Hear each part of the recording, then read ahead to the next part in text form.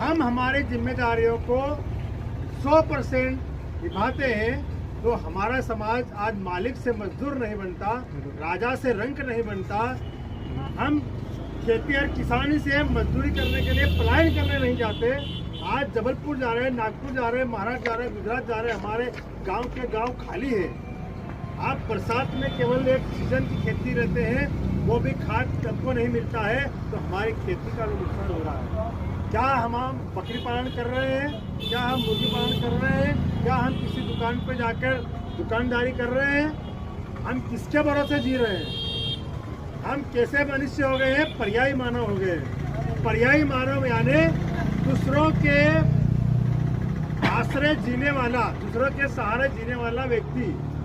हम चप्पल की दुकान नहीं है, कपड़ों की दुकान नहीं है, किताबों की दुकान नहीं है, मोबाइल की दुकान नहीं है, हमारे पास पेंटिंग की मशीन नहीं है, दुकान है, कुछ नहीं है हमारे पास। हम दूसरों को धंधा दे रहे हैं, लेकिन हम दूसरों को धंधा देने वाले नहीं, हम दूसरों को पालने वाले नहीं बन रहे, हम दूसरों के भरोसे पलने वाले व्यक्ति बन रहे हैं। हमारा पूरा समाज, आप सोचो, पूरी दुनिया, पूरे हमारे सिवनी का लखनऊ का सोचो, कितनी आबादी है हमारे, 2.5 लाख के आसपास आबादी है, आदिवासियों की आबादी।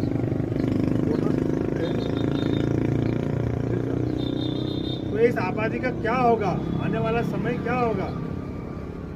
अभी आपके जंगल जमीन के कानून बदल दिए गए हैं।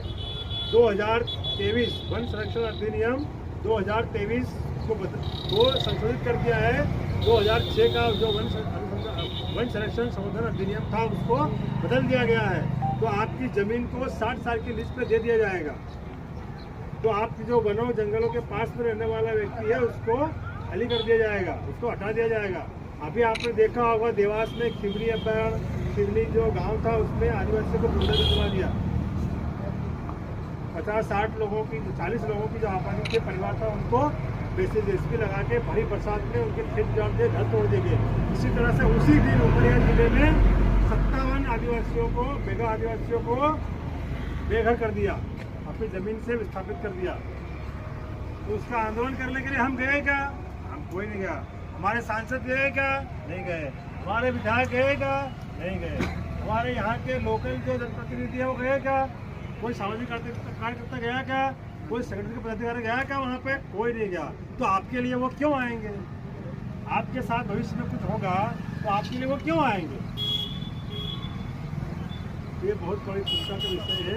आज ये आदिवासी विश्व मनाने का दिन नहीं है।